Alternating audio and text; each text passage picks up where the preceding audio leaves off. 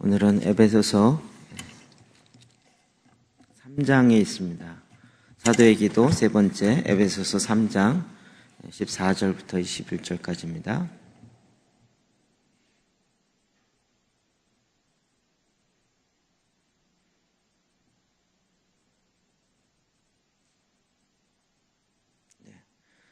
다시 말씀 읽을까요? 시작.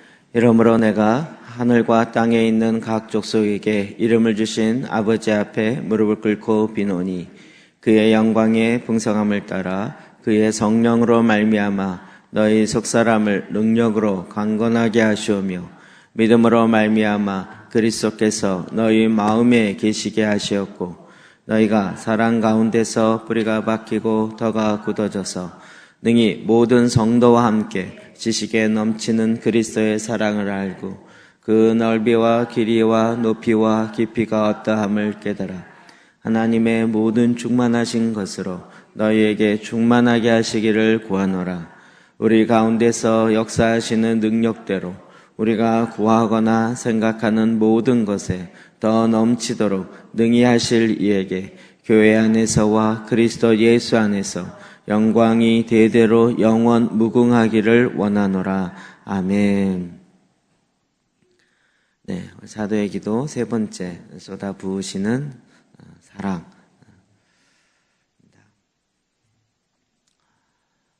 시작하면서 그 앞부분에 먼저 사도 바울이 에베소 1, 2, 3장을 전체적으로 설교하고 마무리하면서 이러함으로 하나님의 은혜, 하나님의 비밀, 에베소 1, 2, 3장에 나타났던 교회를 향한 하나님 아버지의 비밀. 우리가 이전에는 이 세상의 어둠의 주관자를 따랐지만 이제는 우리가 빛 가운데서 예수 그리스도를 따르게 되어지는, 이것이 오직 하나님의 은혜로 말미암아 값없이 주시는 그 구원의 역사로 말미암아 되는데, 이러므로 이와 같은 비밀을 깨달았다는 거죠.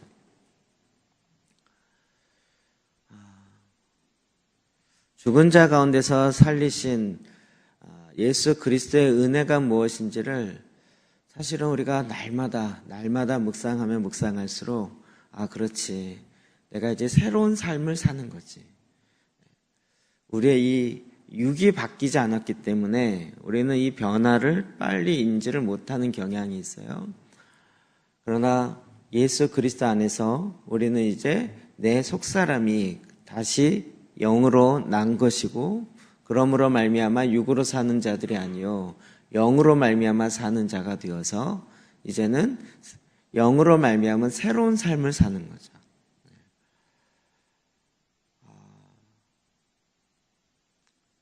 왜 우리는 이런 것을 이렇게 빨리 정리를 못했을까요? 너무 안타깝고, 그러니까 육으로 살지만 육으로 살 때와 영으로 살 때 차이가 너무나도 많은데, 너무 이 180도 차이인데도 불구하고 문제는 영으로 살지만 영이 육 안에 거함으로 나타나는 것은 또 육이죠. 그러나 삶의 원리가 완전히 다른 거죠. 이런 것이 이제 통합이 안 되니까 따로따로 살았던 우리의 이 왜곡되어진 것에서 이제는 우리가 바로 주님의 은혜가 무엇인지를 깨달은 거죠.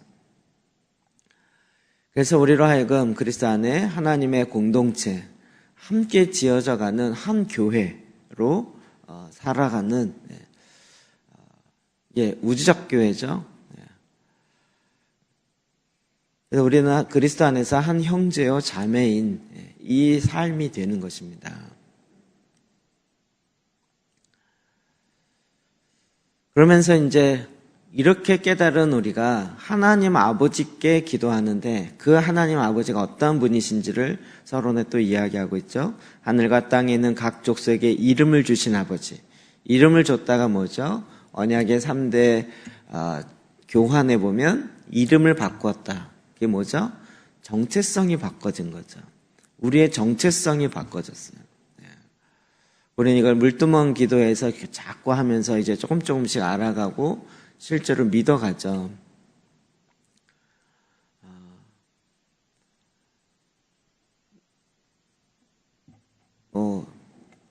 그분이 어떤 분인가, 우리의 이름을 바꿔주신, 즉 정체성을 바꾸신 그분이 누군가, 바로 하늘과 땅에 있는 각 족속에게 이름을 주신 아버지인 거죠. 나의 새 이름을 주시고, 원래 창세전에 원래 나를 창조하신 그 이름이지만 그것을 다시 찾게 하시고 회복하게 하신 그 아버지인 거죠. 정체성을 바꿨다, 이 얘기는 뭘까요? 정체성을 부여할 수 있다는 거죠. 누가 부여하죠? 창조주 하나님이에요. 그러니까 나는 지금 하나님과 연결되어서 하나님으로 받던 그 이름으로 살아가는 거죠. 아브라함이 아브라함이 되면서 열방의 아버지가 되어지고 이제는 열방의 아버지로서의 삶을 살게 되는 거죠. 그러면서 그 아버지 앞에 무릎을 꿇고 기도하고 있습니다. 무릎을 꿇는다, 경배한다. 우리가 너무나도 잘 알고 있죠. 자, 이것은 형식적인 것도 있고 또 우리의 몸을 실제적으로 무릎 꿇고 경배한다라는 의미도 있고, 그러나 그 당시의 의미로 볼 때는 무릎은 오직 하나님 외에 꿇지 않죠. 오직 하나님 앞에만 경배하며 하나님 앞에 모든 것들을 내어드리고 복종하는 자세로 기도하는 거죠. 이 서론에 왜 이런 것들을 이렇게 쭉 깔을까요? 이런 것 없이 본론으로 딱 들어가면 기도의 자세가 잘못되어 있어요. 온 하늘과 땅에 있는 모든 족속을 주신 하나님 아버지께 내 마음대로 이거 해놔라 저거 해놔라 이러는, 이게 말도 안 되는 그런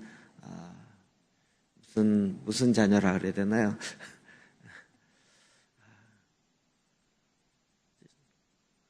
좋은 말이 생각이 안 나죠. 아버지를 향하여 마구 대하는,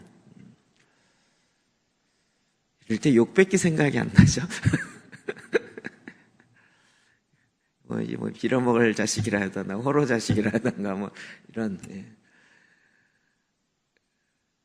부모를 부모로 알지 못하고 하나님을 하나님을 알지 못하고 정말 하나님의 은혜 가운데 하나님의 사랑 가운데 있는데도 그 사랑을 사랑으로 알지 못하고, 그리고 오히려 부모를 향하여 아버지를 향하여 속된 말로 계속 등쳐먹으려고만 하는 이런 것에 대해서, 이게 허용하는 기독교가 이상하게 간 거죠. 이상하게 간 거죠. 그리고 마치 그것이 문화고 그것이 개성이라고 얘기하는 요즘 세대가 엉뚱하게 가고 있는 모습인 거죠. 비정상을 보고 비정상이라고 봐야 되는데 그것을 뭐 다양성으로 인정해야 된다라고 얘기하는 건 아닌 거죠. 우리가 하나님께 구하기 전에 우리의 자세가 어떠한지를 온전히 정확하게 봐야 하는 것입니다.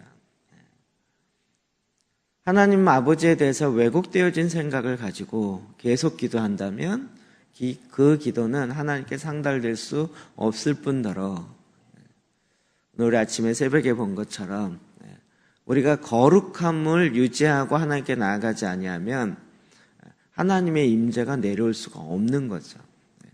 내가 먼저 준비해야 될 거룩함, 온전함, 그것을 행하지 않으면서 나의 권리, 나의 축복만 주장한다면 그건 잘못된 거죠.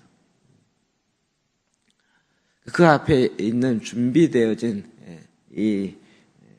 그 과정들이 항상 이렇게 있습니다. 자, 이런 마음과 자세를 가지고 또 하나님 아버지 앞에 정확한 그 위치에서 기도하기 시작합니다. 자, 첫 번째가 우리가 잘 아는 16절입니다. 시작. 그의 영광의 풍성함을 따라 그의 성령으로 말미암아 너희 속사람을. 아멘. 여러분 알듯이 제가 에베소서 1장과 3장의 기도 너무 좋아하고 수시로 기도합니다. 그의 영광의 풍성함을 따라 그의 성령으로 말미암아, 하나님의 영광의 풍성함을 따라서 우리의 속사람을 강건케 해요. 하나님의 풍성함이 영원하잖아요. 무궁하잖아요.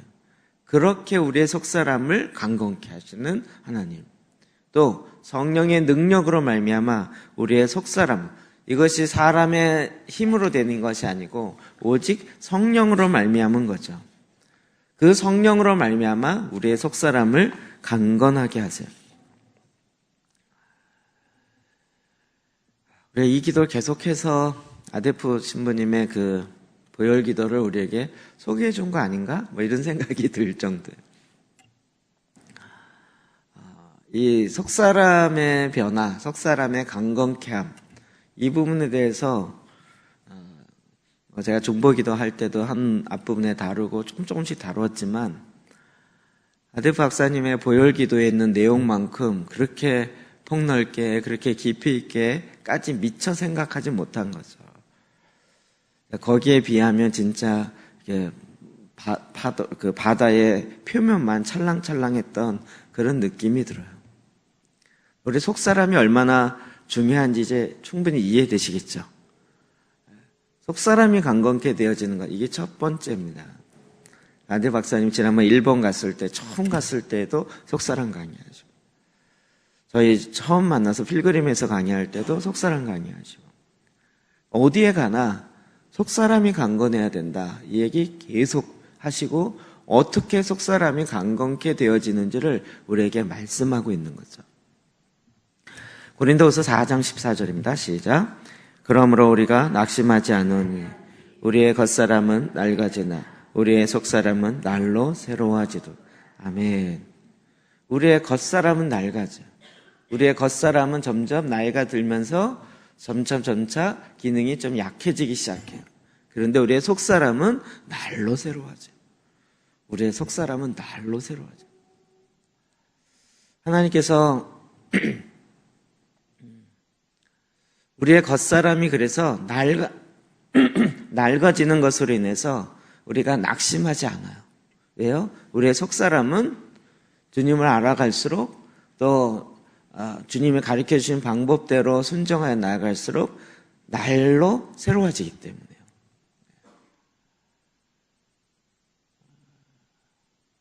우리는 이제 겉사람 갖고 얘기하지 말자고요. 속사람 갖고 얘기하자고요. 겉사람이 그냥 팔짝팔짝 뛰어다니는데 속사람은 애늙은이가 있고, 겉사람은 나이가 많이 들어서 정말 걸어다니기도 쉽지 않은데 속사람은 날로 새로워져서 가장 새로울 수 있고요.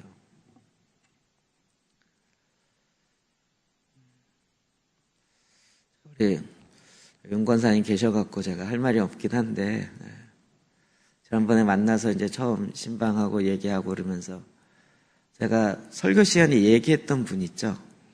저를 대학 다니면서 주님 인격적으로 만나고 그리고 나서 저한테 가장 영향을 많이 줬던 분, 목사님 설교 쫓아다니면서 듣고 그거 녹취 손으로 다 적고, 그때는 녹음기 이런 게 없었어요. 있었는데 제가 그 마이마이 같은 걸 갖고 다니면서 그 스피커 앞에 앉아서 그걸 녹화를 떴어요. 자, 여러분, 요즘은 진짜 좋은 세상이에요. 유튜브로 다 해서 그냥 쉽게 들을 수 있는데 그땐 그게 안 되잖아요. 녹음해갖고 녹음 테이프 이런 것도 흔치 않은 시대였거든요. 그래서 녹음되는 그거를 갖고 다니면서 그 설교 시간에 또 뭐 화요일날 로마서 공부 이럴 때 그 남서울교회를 찾아가서 강의를 듣고 녹음하고, 그 녹음한 걸 또 제대로 이해하고 싶어서 집에 와가지고요 그걸 받아 적었어요. 여러분, 설교 하나를 녹음기를 틀어놓고 받아 적으려면 어떻게 해야 되는지 아세요? 띡 해서 딱 스톱 적다가 기억이 안 나면 다시 백. 그러면 이게 백 또 누르면 띠리릭 하면 휙 넘어가 버려요. 그러면 다시 또 거기 올 때까지 기다리다가 그때 오면 들어서 또 한 6단어 또 적어요. 그럼 또 휙 넘어가요. 또 스톱. 하나 적으려면 적어도 하루가 아니고요, 일주일이 걸려요. 그렇게 해서 한 게 지금도 제가 노트 그거 버릴 수가 없어서 갖고 있거든요. 그분이 이제 박영선 목사님이셨어요. 한창 한국교회 센세이션을 일으켰어요. 선교단체 강사로도 많이 오시고. 근데 우리 윤 권사님 그 교회 권사님이세요. 거기서 20년인가 30년 하신 권사님이세요. 제가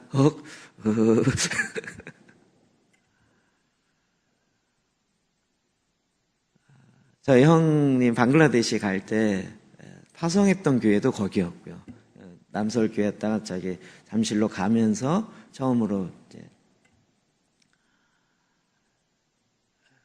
그 다음에 이제 제가 영성과 관련돼서 이런 것들 알고 10몇 년 전에 또 막 기도하며 이게 배우기가 쉽지 않고 내용들이 이렇게 약간 이렇게 미국에서 온 책들은 번역된 책들은 이렇게 읽으면 좀 이해는 가겠는데 실제를 잘 모르겠어요.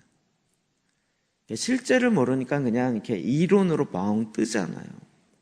실제가 뭔가 이런 걸 고민하다가 왜 한국 사람들이 이런 거 굉장히 사대주의적인 게 있어갖고요. 저자가 외국 사람이면 왠지 괜찮아 보이고 저자가 한국 사람이면 왠지 좀 수준이 떨어져 보이는 느낌들이 있어요. 그런데 이제 영성과 관련되어서 한국적으로 그거를 쫙 풀어내면서 책을 46권인가요? 이렇게까지 내는 또 저희 학교 선배예요. 3년 선배인가 그래요. 부르짖는 기도부터 시작해서 했던 목사님. 목사님 성함이 자꾸 생각나죠? 정원 목사님. 그래갖고 거기 사이트 들어가서 또 듣고 뭐 이렇게 하고 그 책을 저도 지금 한 20권 정도 갖고 있고요. 부르짖는 기도와 관련돼서는 거기 나오는 3권의 책 가끔씩 인용하고, 그리고 부르짖는 기도가 머리로 부르짖고 목으로 부르짖고 가슴으로 배로 부르짖고 이런 내용들, 부르짖을 때 일어나는 현상들, 이런 것들이 너무 자세하게 설명이 돼 있어요. 와, 진짜 그 2권 막 400페이지 정도 되는 그 책 3권짜리를 보고 이렇게 훈련하고 이랬던 적이 있었거든요. 윤문사님 또 그 교회를 몇 년 다니셨어요? 5년. 여러분, 연세가 제일 많으시지만 속사람은 제가 보기에 가장 새로우실 것 같아요. 가장 새로우실 것 같아요. 그래서 제가 어느 목사님, 저 그분 못 만났거든요. 한 번은 만나고 싶어갖고 몇 번 이렇게 하려고 했다가 안 됐었는데, 얼마 전에 돌아가셨죠?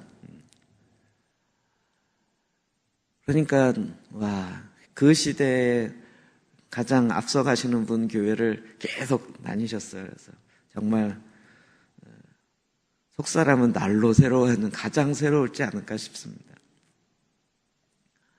무슨 얘기인지 이해되시죠?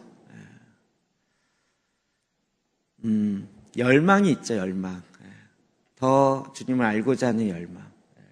나이에 상관없이 더 열망이 있는 거예요. 갈망이 있어요. 그래서 주님을 향한 이 열망은 나이가 들수록 사라지는 게 아니라 나이가 들수록 더 강해지는 거죠.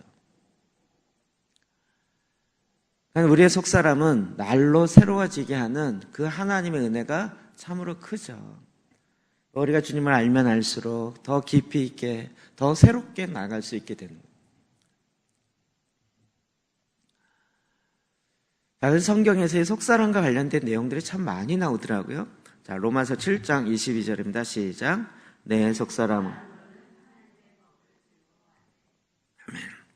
속사람으로는 하나님의 법을 즐거워요. 우리의 거듭난 속사람은 오직 이 세상의 법이 아니고 하나님의 법을 즐거워해요. 로마서 7장입니다. 그러나 우리의 옛사람은 사망의 법에 묶여서 둘이 이 안에서 계속 싸우는 거예요.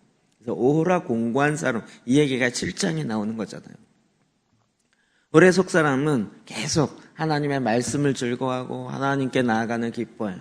우리의 육이 계속 그걸 못 나가게 잡고 있는 거죠. 그렇기 때문에 육을 탓할 것이 아니고요, 우리의 속사람을 더 강건케 해야 돼요. 우리의 속사람을 더 강건케 해요. 우리는 자꾸 상황을 탓하는데 상황을 뛰어넘을 수 있는 내 속사람이 돼야 되는 거예요. 고린도전서 3장 1절이요. 시작. 형제들아, 내가 신령한 자들을 대함과 같이 너에게 말할 수 없어서 육신에 속한 자 곧 그리스도 안에서 어린 아이들을 대함과 같이 하노라. 아멘. 네. 육신에 속한 자 무슨 뜻일까요?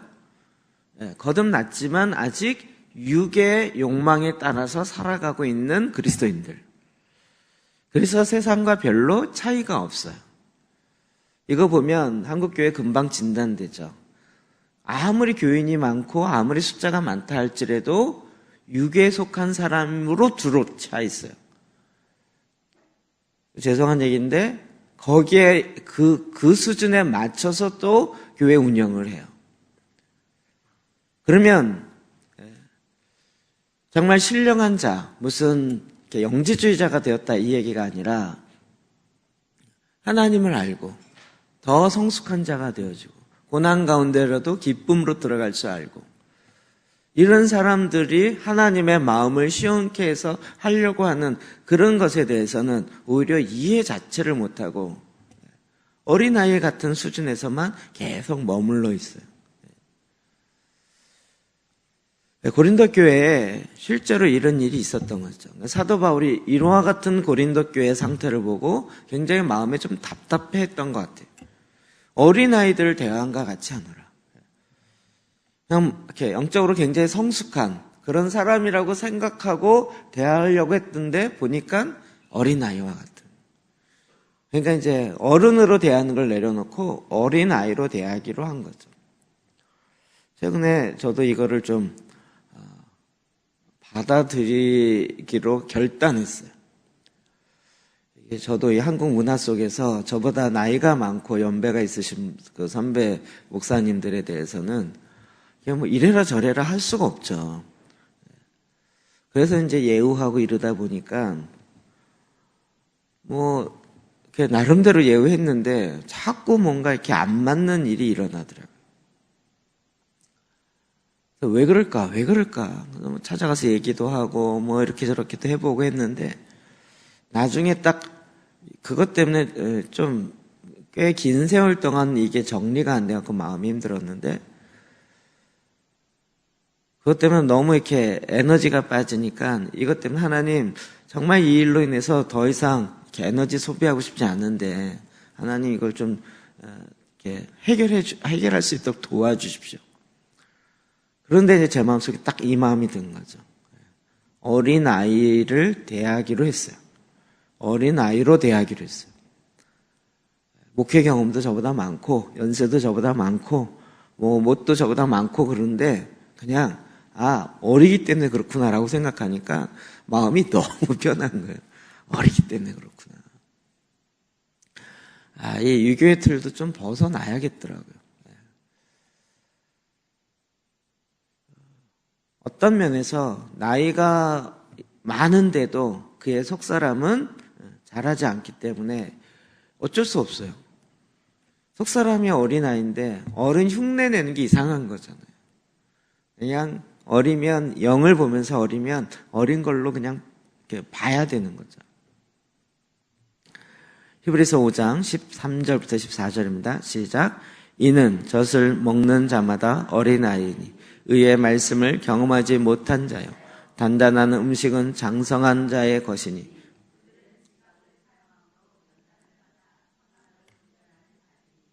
아멘. 젖을 먹는 자마다 어린아이니 의의 말씀을 하나님의 말씀이 살아있다는 것을 내가 경험하지 못했어요. 즉 말씀이 레마가 되어서 나에게 이렇게 말씀하셨네, 나의 말씀이네. 그리고 그거 갖고 그 상황 속에서 딱 순종해서 갔더니 말씀이 얘기하는 대로 됐어요. 말씀을 경험하는 삶. 머릿속에 알고 있는 것이 아니라 말씀을 경험하는 삶이 뭐예요? 어린아이의 수준인 거예요. 이게 장성한 사람이 되면 어떻게 돼요? 그건 기본적으로 다 깔려있고 이제는 그 말씀에 의해서 내 지각을 사용해요. 이성만, 말씀과 상관없이 이성만 가는 게 아니라 이제는 말씀이 기반에 쫙 깔려있고 말씀에 근거해서 지각을 사용해요. 그래서 연단을 받아 선악을 분별하는 자가 돼요. 연단을 받아 선악을 분별하는.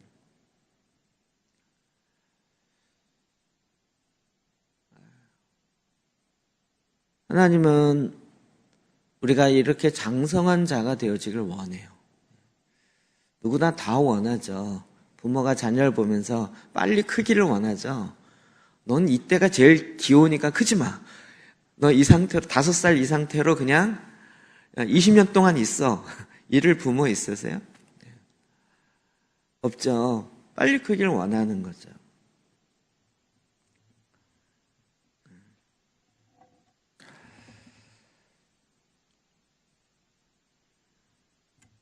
우리의 속사람이 강건케 되는 것, 이거는 우리의 신앙의 가장 기초이며 근본이고 가장 첫 번째로 우선순위를 잡아야 되는 거예요.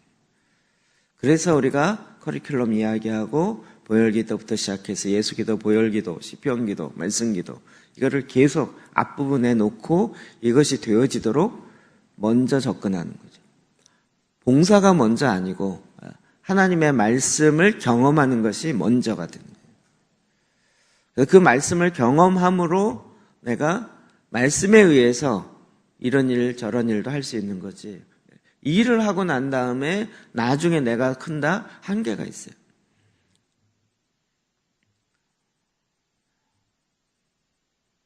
속사람이 강건케 되는 것,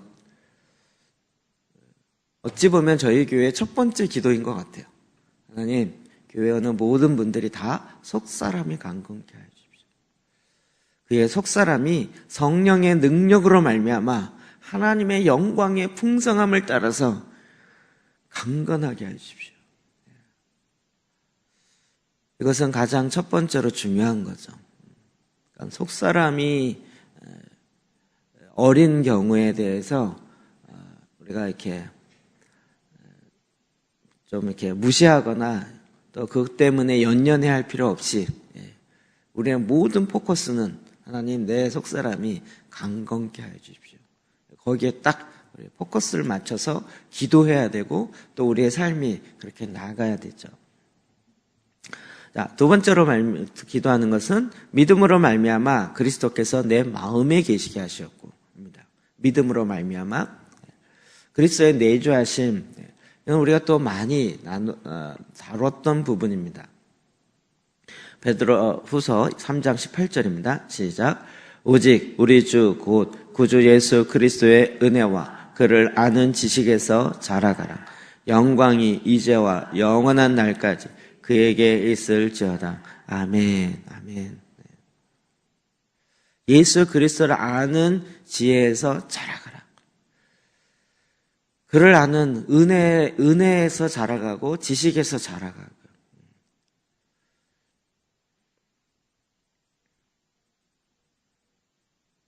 지난주인가요? 우리 남자 리더 모임 하는데 리더 중에 한 분이 그 얘기 하더라고요.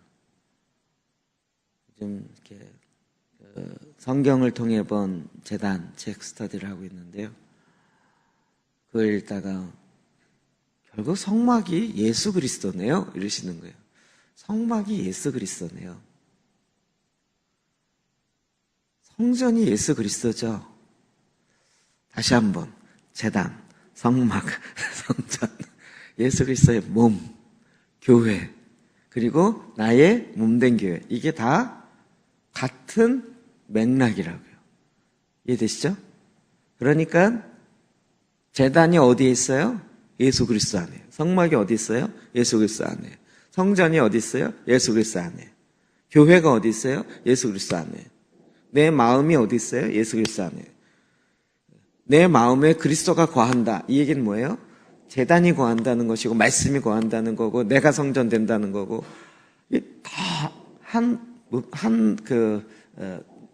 같은 패러다임이라고요. 여러분도 지금 깨달은 거 아니시죠? 갑자기 제가 긴장됩니다. 그리스도를 아는 지혜에 자라간다. 우리가 재단이 중요한데 그 재단의 핵심은 또 예수 그리스도인 거죠. 재단 하다 보니까 막 구약으로만 돌아가는 것 같은데 자꾸 얘기 드리잖아요. 그래서 완전한 희생 제물, 구약에는 동물의 피를 드렸지만 신약에는 예수의 피로 그 희생 제물이 되어서 그 예수의 피가 영원토록 효과를 낸다. 우리는 그래서 그 영원한 효력을 받은 자라는 거예요. 그러니까 히브리서 얘기하는 거죠. 동물의 피가 완전하냐, 예수의 피가, 아니, 이걸 어떻게 비교해요? 소의 피랑 예수의 피랑을 어떻게 비교하냐고요. 우리는 예수의 피로 말미암아 피로 값주시고 사신 자요, 피로 말미암아 다시 거듭난 자요, 회복된 자라는 거죠. 이거에 대해서 점차 알아가는 거예요. 제가 보기엔 구약의 성도들도 이거에 대해서 더 알아가야 되는 부분이 있는 거죠. 동물의 피를 통해서 제사 드리는 게 결국은 다 예수 그리스도의 피로 온전케 되는 것을 예표하는 타이폴로지, 모형이랐다는 거예요. 모형을 갖고 구원하는 것이 아니라 이것이 예표하는 실제 예수 그리스도의 피로 말미암아 그걸 믿는 믿음으로 구약도 구원 얻는 거죠. 그럼 여기에 우리가 자라가는 거예요. 그러니까 계속 주님을 더 알아가는 거예요. 주님의 마음을 알아가고 주님의 은혜가 무엇인지를 예수 그리스도가 어떤 분이고 내 삶의 실제가 어떤지를 알아가는 거죠. 고린도서 13장 5절이요. 시작. 너희는 믿음 안에 있는가? 너희 자신을 시험하고 너희 자신을 확증하라. 예수 그리스도께서 너희 안에 계신 줄을 너희가 스스로 알지 못하느냐.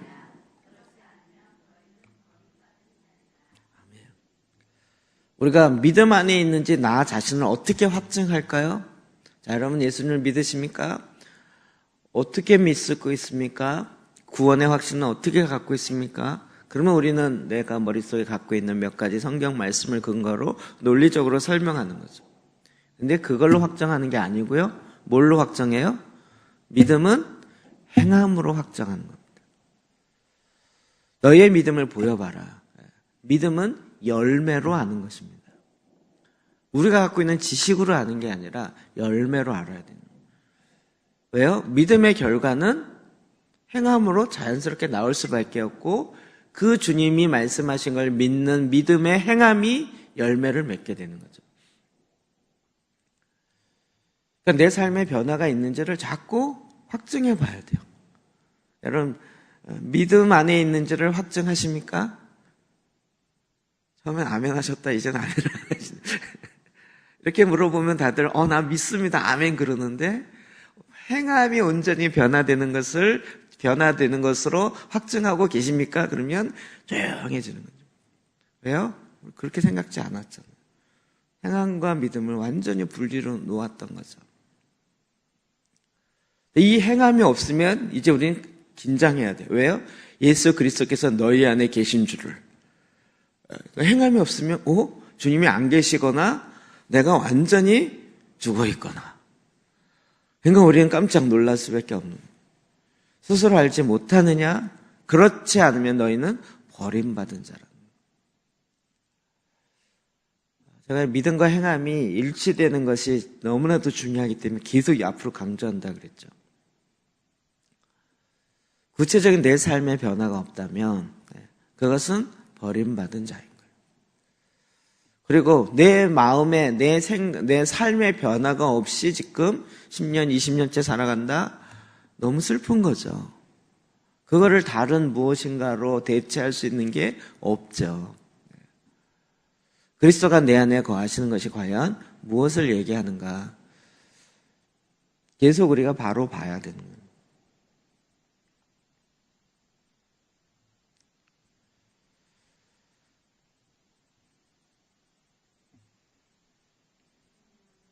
제가 요즘에 새벽기도 재단 때문에 줄다리기를 계속하고 있는데 이제 줄을 그동안 계속 이렇게 풀어놨다가 이제 확 잡아 당기고 있거든요. DK에서요.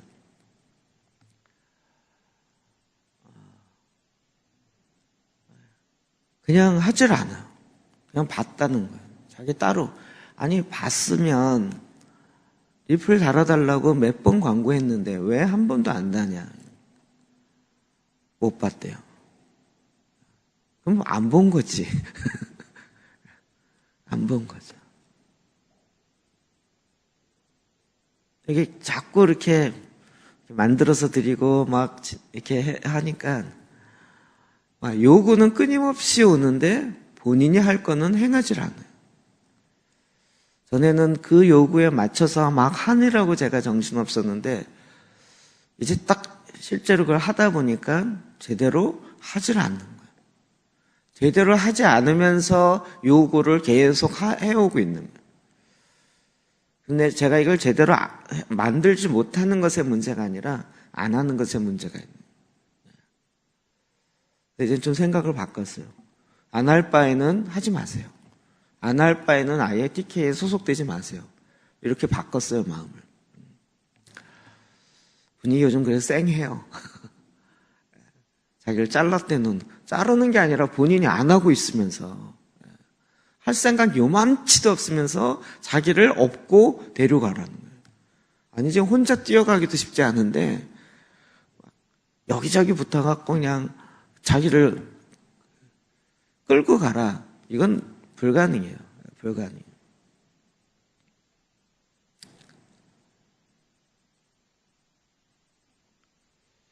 우리가 정말 믿음 안에 있는지를 확증해야 돼요. 내 삶을 통하여 구체적으로 일어나는 일들을 확증해야 돼요. 에베소 3장 12절입니다. 시작. 우리가 그 안에서 그를 믿음으로 말미암아 담대함과 확신을 가지고 하나님께 나아감을 얻느니라. 아멘. 하나님께 나아간다. 이제는 이게 추상적이지 않으시죠? 하나님께 나아간다가 뭐죠? 하나님 어디 계세요? 제 성소에. 하나님께 나아간다는 얘기는 하나님의 임재 가운데 들어간다는 거죠. 하나님께 들어가려면 어떻게 해야 돼요? 성막 문부터 시작해서 번제단과 울두멍과 성소와 통과를 다 해야 하나님께 나아갈 수 있죠. 그런데 이 성소 안에 들어가는 게 함부로 들어갈 수 있어요? 불가능이죠. 오직 피를 가지고 들어가야 됩니다. 하나님 앞에 담대함으로 나아가요. 이게 새롭고 산 길을 열어놓으신 거예요. 그런데 하나님께 나오질 않아요. 그리고 목사님이 들어갔다 와서 얘기해 주세요. 이게 구약이라니까요. 모세가 올라갔다 내려와서 얘기해 주세요. 이게 구약이라고요. 우리 모두가 다 하나님 앞에 담대함과 확신을 가지고 믿음으로 말미암아 나아갈 수 있습니다. 그리고 다 나아가야 합니다. 그렇죠? 다 각자에게 주어진 그 기업을 받기 위하여 또 데스티니를 깨닫고 그것을 이루고 하나님부터 오는 전략을 받기 위하여 담대하게 하나님께 나아가야죠. 하나님께 나아가야 거기에 답이 있죠.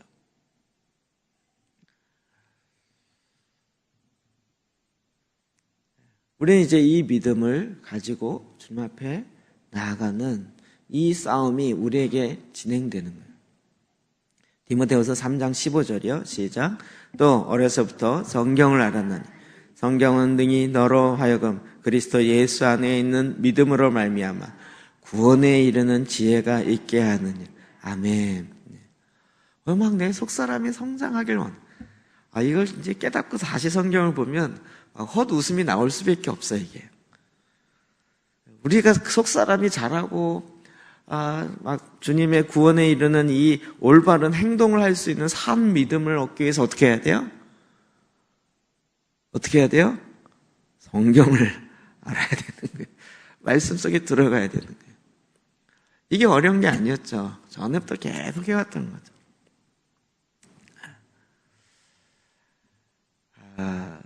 지금 생각해 보면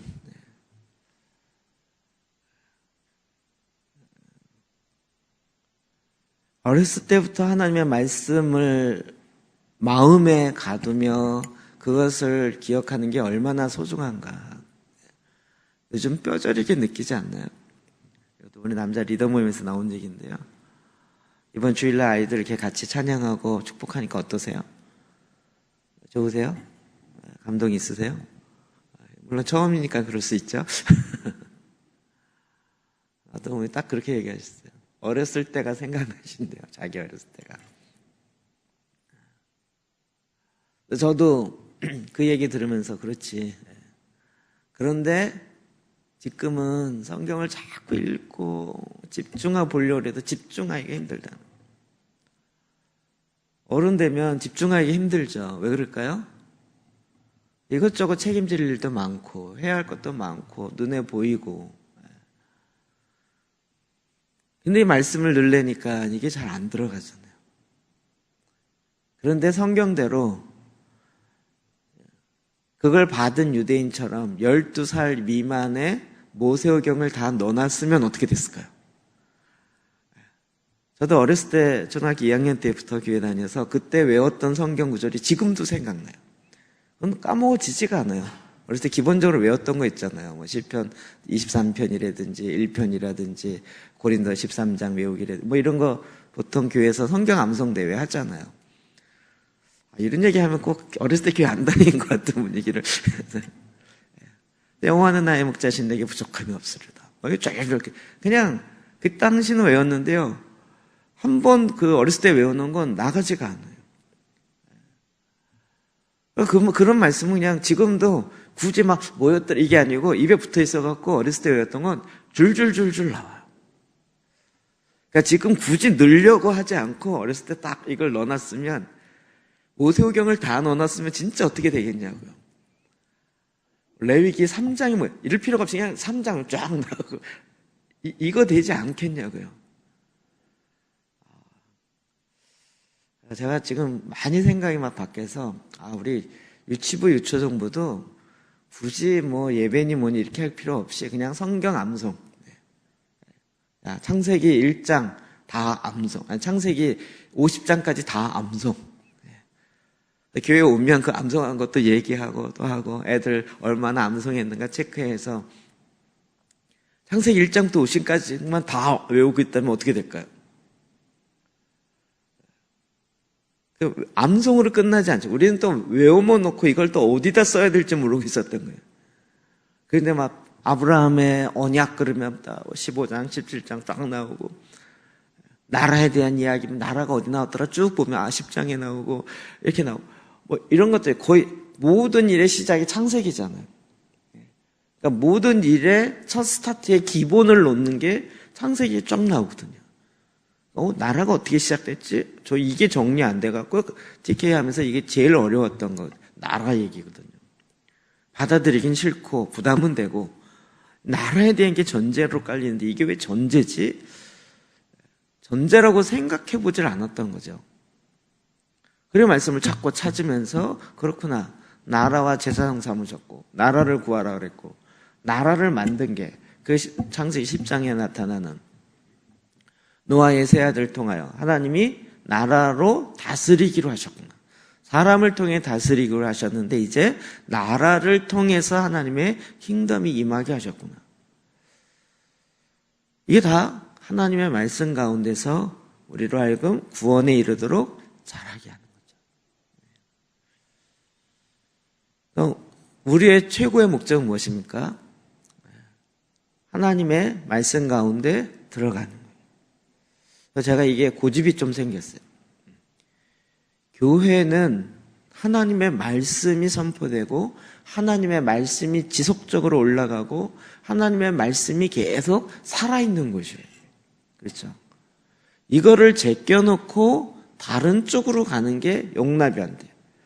복지 중요한데 교회가 복지 어떤 부분에 힘이 되면 해야 되는데 교회가 해야 될 기본 일을 하지 않으면서 복지만 한다. 어떤 경우는 선교만 한다. 어떤 경우는 구제만 한다. 이럴 경우에 나중에 뭐가 놓쳐버려요? 기본 몸체가 망가지기 시작하는데 손은 막 움직여야 된다. 이렇게 돼버리는 거예요. 교회가 교회로서 기본으로 딱 자리를 잡아야 된다. 이게 가장 기본인 것 같지만 지금 형태가 그렇게 안 가고 있어서 이게 어려워지는 거죠. 자, 그 다음에 세 번째로 기도하는 게 17절 하반절입니다. 시작. 너희가 사랑 가운데서 뿌리가 박히고 터가 굳어져서. 사랑 가운데 뿌리가 박히고 터가 져. 그래서 이제 완전히 그 사랑에 흠뻑 들어가기 시작해요. 자, 요한일서 4장 7절 시작. 사랑하는 자들아 우리가 서로 사랑하자. 사랑은 하나님께 속한 것이니 사랑하는 자마다 하나님으로부터 나서.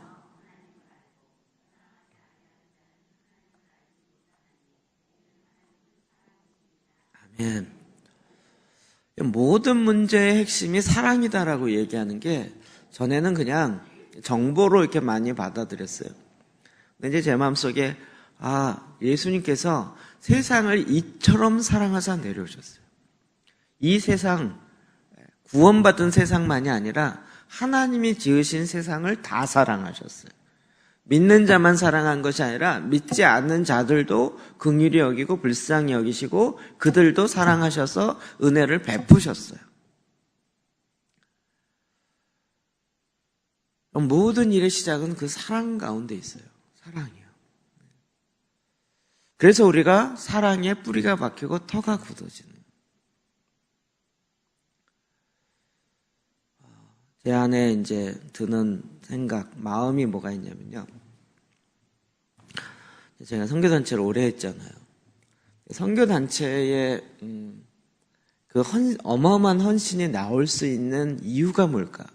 물론 뭐 전문적으로 하는 그래 강력하게 훈련하고 매일 잡고 뭐 이런 여러 가지 요인들이 있을 거예요. 그런데 그거 가운데서 그거로 말미암아 이렇게 딱 이렇게 엔진처럼 장착되는 게 뭐냐면 거기에서 예수님을 만나요. 그래서 사랑에 빚진 자의 마음이 있어요. 저도 그랬고요. 끝까지 남아있는 사람은 거기에 그 단체를 사랑하는 사람이에요.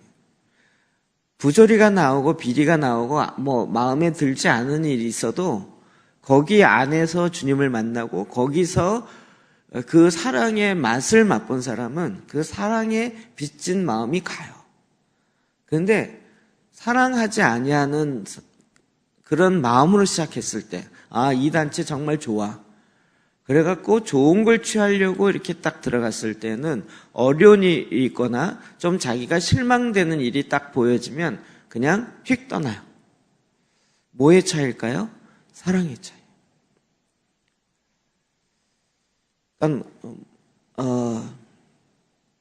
제가 이제 그 사무간사를 한 3년 있었는데 이게 이제 규모가 크다 보니까 저 혼자 감당이 안 돼서 또 이제 사무 직원 비슷하게 그냥 정식 간사가 아니라 파트타임으로 그러니까 뭐라 해야 되나 비정규직 같이 정식 사무 간사로 뽑을 수 있지는 않고 매일 출근하면서 그 일을 같이 할 수 있는 그런 자매를 하나 뽑아야 됐어요. 그래서 이제 어디 여대 출신의 자매가 왔어요. 이 자매가 너무 열심히 하는 거예요. 근데 사례가 작아요. 회의가 굉장히 작아요. 또 정식 저것도 아니니까 작을 수밖에 없고 간사들도 작은데 또 그것도 작아요. 근데 너무 성실하게 하는 거예요. 그래서 제가 너무 고맙고 너무 기쁘기도 하고 이름도 생각나요. 현주자매라고요. 그래서 이제 한 1년인가 지난 다음에 또 이제 이게 원래 교회에서 일하는 직원으로 일하신 분이 상처가 많이 받잖아요. 비슷하거든요. 선교단체 간사이지만 또 그 안으로 들어가면 또 그 안에 또 지치고 볶고 하는 게 있거든요. 그러니까 또 이렇게 뭐 인간의 밑바닥을 보기도 하고 여러 사건들이 또 드러나지고 그거를 가장 가까이서 볼 수 있는 위치잖아요. 그런데도 불구하고 끊임없이 이건 돈을 벌려고 하는 게 아니라 끊임없이 헌신해요.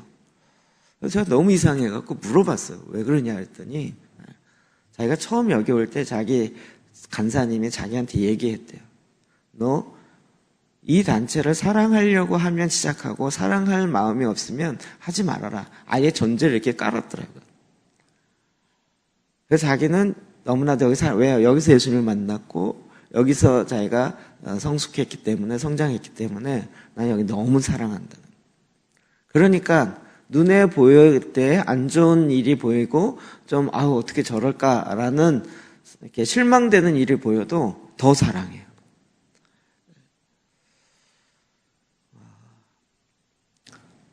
보통 이기적일 땐 그렇지 않잖아요.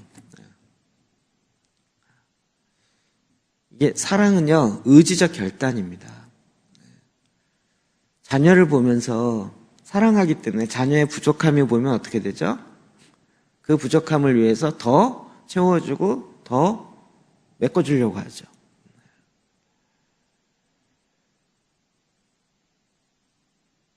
사랑이 있을 때 그 사랑이 그 문제를 해결하는 거예요. 그러니까 우리의 대부분 이런 게 여러분 우리가 좀 안 듣다가 들으니까 좀 허걱한 거죠. 우리가 살고 있는 동네를 사랑하십니까? 내가 다니는 학교를 사랑하나요? 내가 살고 있는 이 도시를 사랑하나요? 내가 살고 있는 이 나라를 사랑하나요? 거기서부터 시작해야 되거든요. 왜요? 하나님은 사랑이시고 하나님이 이 나라를 사랑하셔서 이 땅에 예수 그리스도의 그 일을 행하신 거고 이 도시를 향한 하나님의 사랑이 있고 직장과 우리의 캠퍼스를 향한 하나님의 사랑이 있죠. 그럼 그 사랑의 마음으로부터 시작하지 않을 때는 결국 계산하게 되고 무슨 손이 분기점 따지게 되고 머리를 굴리게 되고 이렇게 되는 거예요. 결국은 사랑하느냐 안 하느냐의 차이로 오는 거죠. 그래서 우리가 이걸 위해 기도하는 거예요. 사랑으로 뿌리가 박히게 하옵시고. 하나님이 사랑이시고 그래서 그 예수 그리스도에게 딱 연결되어 있고 붙어있는 자는 그 뿌리를 통해서 오는 것이 사랑일 수밖에 없어요. 그러니 사랑하게 되는 거죠. 한국 교회를 사랑하게 돼요. 한국 교회가 아무리 부패했다 할지라도 사랑할 수밖에 없어요. 왜요? 하나님의 사랑 가운데 있기 때문에. 하나님이 포기하지 않기 때문에. 징계를 한다 할지라도 그것이 사랑의 징계이기 때문에. 마가복음 12장 30절 31절입니다. 시작. 내 마음을 다하고 뜻을 다하고 힘을 다하여 주 너희 하나님을 사랑하라 하신 것이요. 둘째는 이것이니 내 이웃을 내 자신과 같이 사랑하라 하신 것이라. 이보다 더 큰 계명이 없느니라. 아멘. 주님이 이걸 명령하셨습니다. 물론 사랑의 관계에서 사랑의 그 위에서 명령하신 거죠. 하나님을 사랑하고 이웃을 사랑하라라는 그 명령이에요. 그러니까 신앙의 이기주의는 극단이에요. 예수 그리스도를 안다 그러면서 자기밖에 모른다. 이거는 도저히 하나 될 수 없는 이상한 거예요. 그것이 허용되어지는 교회 좀 이상한 거죠. 그리스도의 삶은 그리스도인의 삶은 하나님 사랑과 이웃 사랑이 같이 딱 붙어 있는 거죠.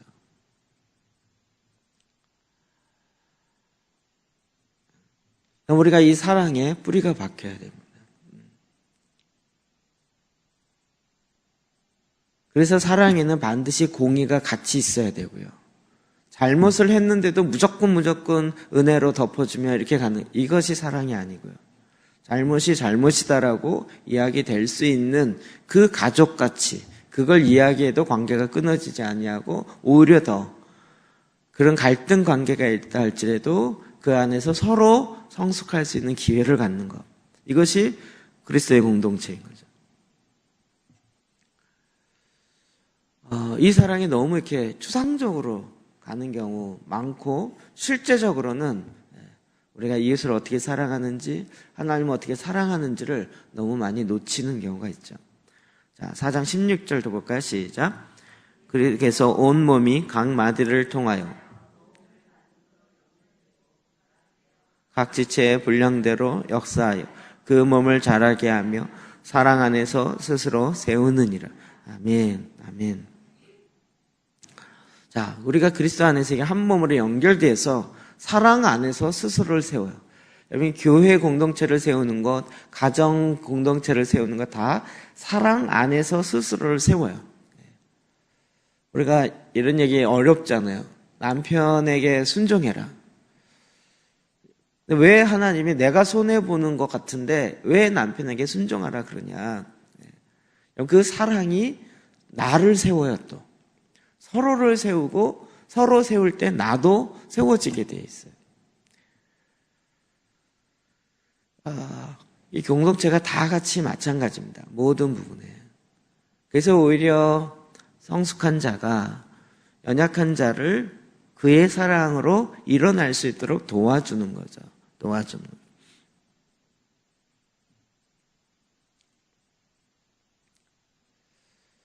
그래서 이 사랑으로 뿌리가 박혀서 공동체에 예수 그리스도로 말미암은 그 사랑이 계속적으로 오는 것. 그리고 그 사랑이 내 삶에 살아있는 믿음으로 행동으로 드러나는 것. 이것이 그리스도의 온전한 공동체인 거죠. 사도 바울은 에베소 교회를 향하여 이렇게 계속 기도했습니다. 기도한 거죠. 우리도 마찬가지겠죠. 그리스도 안에서 함께 한 공동체로 지체로 성장해 가도록 어떻게 기도해야 될 것이냐? 이 사도의 기도는 이 부분에 너무나도 정확한 답과 실제로 우리에게 주고 있는 거죠.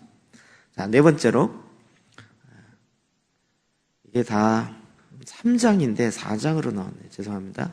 아까도 3장 16절인데 4장 시점 좀 나왔고 이것도 3장 18절 19절인데 4장으로 나왔네요. 죄송합니다. 고치십시오. 3장 시작. 능히 모든 성도와 함께 지식에 넘치는 그리스도의 사랑을 알고 그 넓이와 길이와 높이와 길이가 어떠함을 깨달아 하나님의 모든 충만하신 것으로 너에게 충만하게 하시기를 구하노라. 아멘. 하나님의 충만하신 것으로 너희에게도 충만하게 하시기를 구하노라. 우리가 하나님의 충만하심을 맛보지 못해서 그런데 제가 요즘에 아데프 박사님의 그 축복의 책인 다시 그 책을 다시 보면서 제가 제일 처음에 접한 책인데 이거 기본이라고 생각했는데 다시 보니까 서론부터 깨지기 시작했어요. 어제 축복에 그 나왔죠. 어떤 분이 환상 가운데 봤는데 사람들이 다 하나님이 예비하신 축복의 4분의 1밖에 못 받는다. 4분의 1도 많죠. 제가 옛날에 10%도 못 받는다 그랬죠.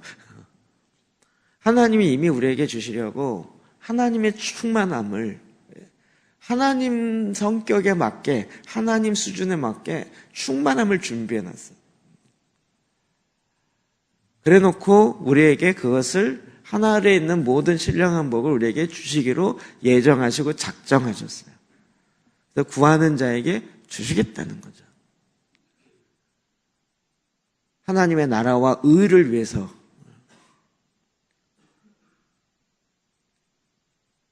그럼 이것이 믿는 자, 그리스도인, 하나님의 말씀을 받은 자 안에서 이루어지는 거죠. 모든 성도와 함께 지식에 넘치는 그리스도의 사랑을 알아요. 이 땅을 온전히 회복하고자 하는 하나님 아버지의 사랑을 알아요.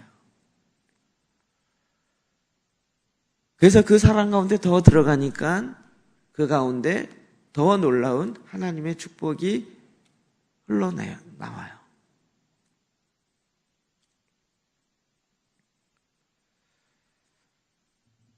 로마서 8장 37절 39절 봅시다. 시작.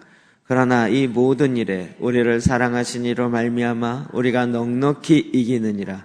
높음이나 깊음이나 다른 어떤 피조물이라도 우리를 우리 주 그리스도 예수 안에 있는 하나님의 사랑에서 끊을 수 없으리라. 아멘. 하나님의 사랑에서 어떠한 것도 우리를 끊을 수 없어요. 높이 있는 자라 할지라도 어떤 피조물이라 할지라도 죽음이라 할지라도 우리를 사랑으로부터 하나님의 사랑으로 끊을 자가 없어요. 그래서 우리는 넉넉히 이기는 자가 된 거죠.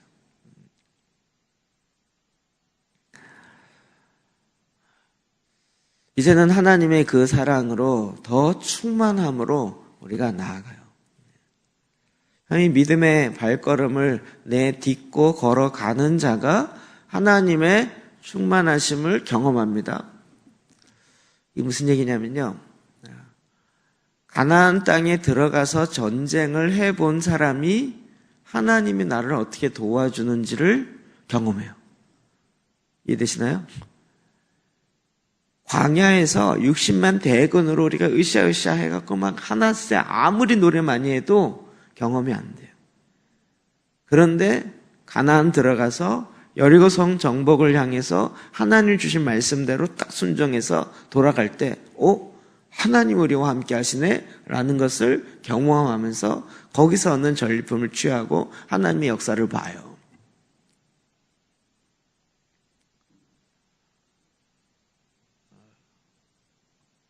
지난번 토요일 날 저희 서울에서 강의하면서 제가 대놓고 이야기했어요. 거기 교회 진동이, 이 기도재단하고 등대교회 선포하고 나서 진동이 15가지나 온다고 이야기를 하시는데, 여러분 그 축복인 거 아십니까? 왜요? 전쟁을 해야 전리품이 주어지는 거예요. 전쟁 없이 전리품이 올 수 없어요. 그렇기 때문에 여러분의 교회 가운데 전리품이 올 것을 선포했어요. 계속 올 거예요. 그런데 이게 무서워. 우린 안전해야 돼. 그래갖고 가나안에 들어가지 않고 광야에서만 여기가 안전해. 여기는 적도 없고 우리끼리 살 수 있잖아. 광야에서. 이렇게 있으면 그 가운데 있는 하나님의 사랑을 알지 못해요. 이 위험한 것 같은데 그 가나안 땅에 약속의 언약의 땅을 들어가고 그럴 때 많은 진동이 있고 내 눈으로 볼 때는 전혀 이길 가능성이 없는 그런 상황 속에서도 하나님이 딱 일하심으로 그리스도의 사랑 안에 거하는 그걸 발견해요. 광야에서는 발견 안 돼요. 가나안 땅에 들어가야 돼요. 그것에 들어가서 싸워야 돼요. 전쟁해야 돼요. 이와 같은 충만함을 맛보기 시작하는 거죠. 골로새 2장 9절 10절 시작. 그 안에는 신성의 모든 충만이 육체로 거하시고 너희도 그 안에서 충만하여지니 그는 모든 통치자와 권세의 머리시라. 아멘. 예수 그리스도입니다. 예수 그리스도 안에는 신성의 모든 충만이 육체로 거하시고 하나님의 모든 충만하심이 지금 누구를 통해서 하셨어요? 예수 그리스도를 통해서. 그래서 예수 그리스도로 말미암아 이 세상도 창조하셨어요. 그렇죠? 그리고 이 땅에 있는 모든 통치자, 권세자들의 머리 되시는 분이 바로 예수 그리스도이세요. 우리는 예수 그리스도, 머리 되신 예수 그리스도의 목이라 그랬죠. 목사만 목이 아니고요. 교회가 목이에요. 이 세상의 몸이라면. 그래서 이 머릿속에 있는 충만한 것이 목을 통하여 온 몸에 딱 퍼지면서 이 충만함이 퍼져가게 하는 거예요. 교회에게 퍼져가고 교회는 또 세상에 퍼져가게 한다고. 그러니까 이 모든 통치가 예수 그리스도를 말미암고 그리스도는 또 누구에게 위임하셨어요? 교회에 위임하셨어요. 교회는 또 누구예요? 우리예요. 그러니까 모든 영역에 하나님의 교회가, 하나님의 제사장이 제대로 서서 그곳에서 하나님의 충만하신 모든 신령한 지혜를 풀어내게 하신 거죠. 그러므로 모든 영역 가운데 있는 하나님의 충만함이 나타나는 거예요. 자, 이번에 지난주에 충주 갔을 때 저 바로 앞에 그 송근우 장로님, 장안초등학교 그 장로님이 강의를 하셨거든요. 강의 안이 있더라고요. 제가 전에도 강의 직접 듣고 또 강의안도 봤기 때문에 똑같은 거겠지. 그리고 그냥 잠깐 참고학교로 봤는데 새로워졌더라고요. 그동안 그 이후에 있었던 사건들에 대해서도 쫙 이야기하는데 강의안만 봐더라도 이게 뭘 했구나가 이게 느껴지기 시작합니다. 저랑 다시 한번 만나서 얘기하면 둘이 신날 것 같아요. 하나님이 막 교장단 그 기도 모임을 만들게 되고 거기에서 또 뭐 같이 또 ACN 교제하며 교회 깨어나라게 하면서 하게 되고 그래서 새로운 학교에 가서 많은 또 어려움이 적지 않았지만 그 가운데서 일했던 하나님의 이 역사의 일들을 막 간증하면서 그걸 막 적어놨더라고요. 하나님이 이렇게 하시는구나. 그러니까 옛날에 은혜 입었던 그 하나만으로 끝나는 게 아니라 날마다 새로운, 그래서 하나님의 충만하심을 또 경험하고 또 경험하고 또 나가고 또 나가고 하는 거예요. 그 안에서는 실성의 모든 충만이 육체로 거하시며 그분이 이제 우리 안에 거하여서 저와 여러분을 통해서 우리 모든 하나님의 거룩한 성도를 통하여서 이와 같은 일들도 하게 하신 거죠. 그런데 그 충만함이 나아가지 못하게 우리 마음에 상처가 있고 우리 마음을 묶여 있고 우리 마음이 닫혀 있고 그래서 그것이 흘러가지 못하게 하는 거예요. 내가 지금 하나님의 축복을 받고 있는지 없는지를 뭘로 알 수 있어요? 흘러가고 있는가로 알 수 있단 말이에요. 오늘 새벽에 했던 거죠. 내가 지금 이 하나님이 나에게 주는 특별한 축복, 일반적인 축복 말고요. 그냥 믿지 않는 자들에게도 동일하게 주는 축복, 이런 거 말고 믿는 자에게 특별히 나에게 준 하나님의 축복, 이것이 다른 사람들에게도 또 내가 흘러가고 있는가?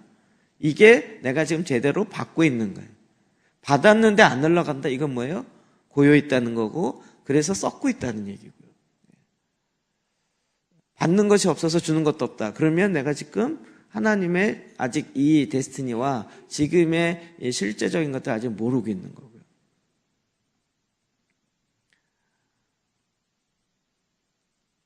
하나님은 지금도 이 축복이 제가 보기에 이게 임계점인 것 같아요. 임계점. 임계점이 뭐냐면 물을 이렇게 끓이기 시작하면 그냥 뜨거워져도 별로 요동이 없죠. 그러다 어느 시점이 딱 넘어가면 부글부글 끓기 시작하잖아요. 요 부글부글 끓기 시작하는 그 시점. 처음에 그냥 물이 뜨거워져도 별로 요동이 없을 때 마치 그 대나무가 땅속에서 5년 동안 아무 변화가 없다가 5년째 팍 자라는 것처럼 어느 시점이 딱 통과하면 그때부터 딱 나타나는 요 임계점을 통과해야 돼요. 내 안에서부터 시작해서 이런 문제 하나씩 둘씩 풀려기 시작하고 그러면서 내 안에 일어나는 일들이 딱 열어지는 거예요. 하나님이 요즘에 제 안에 제 어깨에 묶여있는 줄을 잘근잘근 짧게 잘라내기 시작하세요. 그래서 그 어깨에 무거운 짐들을 이렇게 자유롭게 하시는 작업들을 하나님이 하시더라고요. 제가 그걸 기도해 본 적도 없는데 보혈 기도에 나온 것 때문에 그냥 하다가 이게 뭐지? 뭐 이러고만 있었고 그냥 선포만 했는데 최근에 몇몇 가지 사건들이 저로 하여금 제 어깨를 누르고 있었던 수치와 또 불명예스러운 이런 것들을 잘근잘근 하나씩 잘라내시더라고요. 그래서 하나님이 이걸 하시는구나. 나 그거 잘라달라고 얘기한 적도 없는데 하나님이 일을 이루시는구나. 하나님의 충만하심, 예수 그리스도 말씀이 우리 안에 거하면 거할수록 계속 이 충만함을 통해서 세상에 흘러가게 하는 거죠. 에베소 1장 23절이요. 시작. 교회는 그의 몸이니 만물 안에서 만물을 충만하게 하시는 이의 충만함이니. 아멘.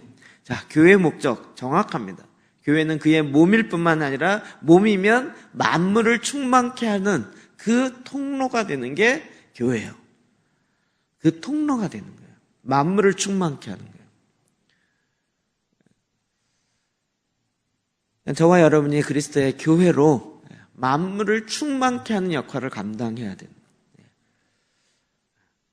하나님께서 계속 이 믿음의 일들을 이루어 가실 거예요.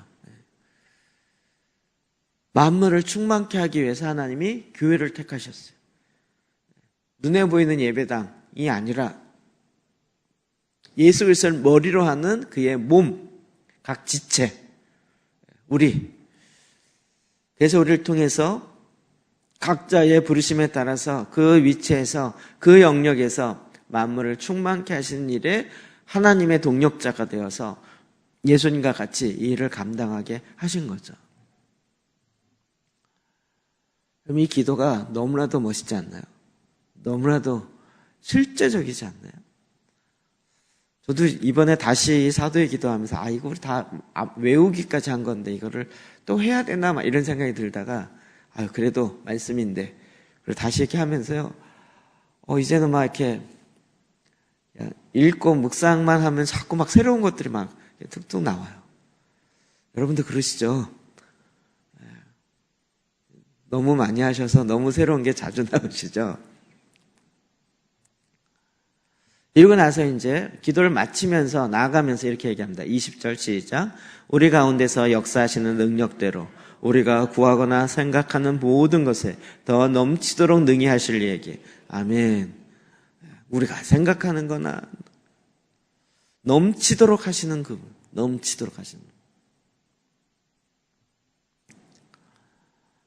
희한한, 제가 이번 월요일날 우리 동산교회 큰습위원회에서 큰습교회 나가신 목사님들 한번 모여서 식사했으면 좋겠다 그래서 별로 속으로 안 가고 싶었어요. 좀 불편한 자리가 될 것 같아서.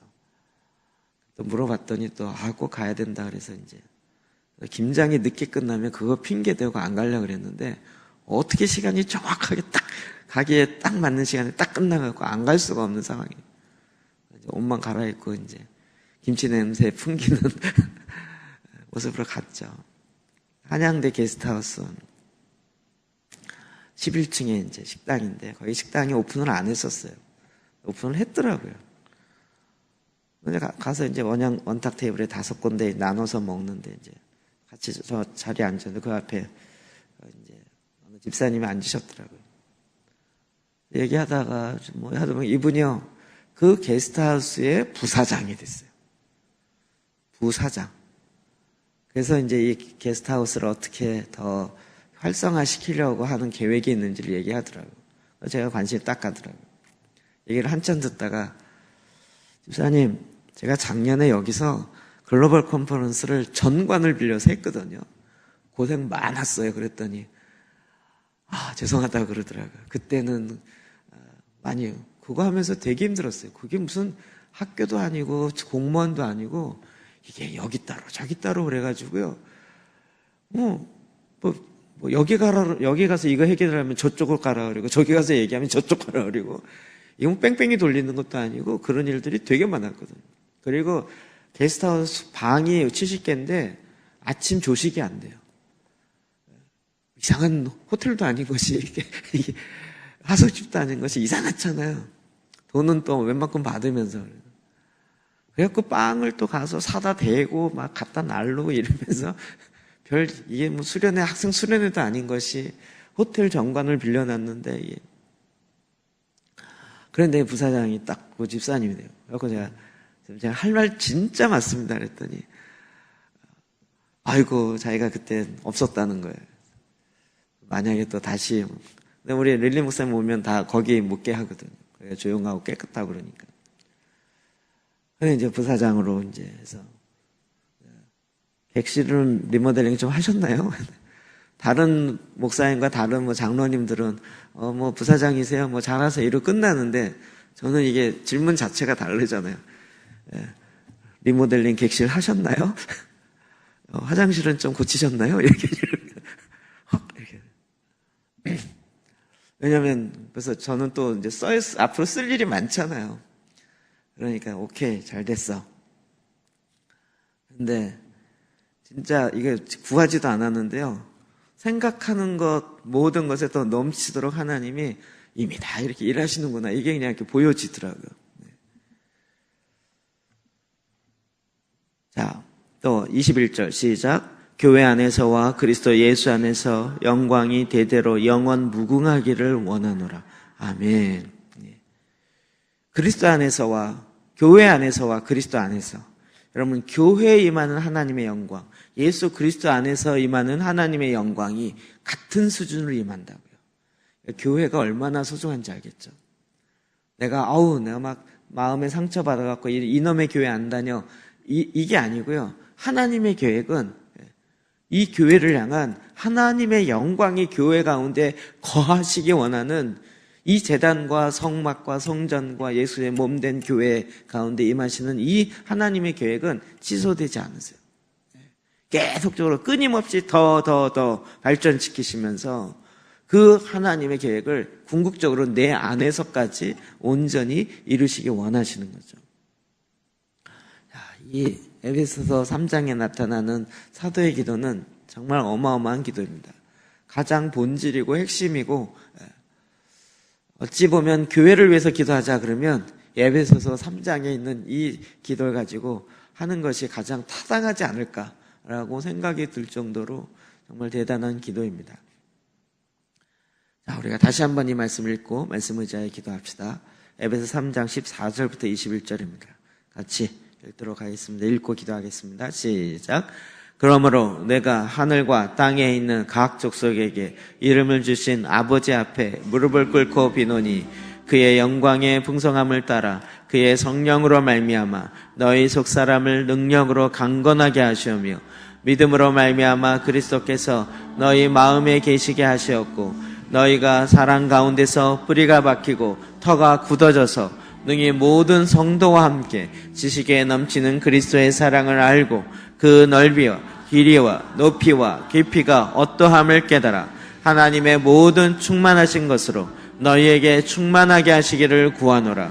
우리 가운데서 역사하시는 능력대로 우리가 구하거나 생각하는 모든 것에 더 넘치도록 능히 하실 이에게 교회 안에서와 그리스도 예수 안에서 영광이 대대로 영원 무궁하기를 원하노라.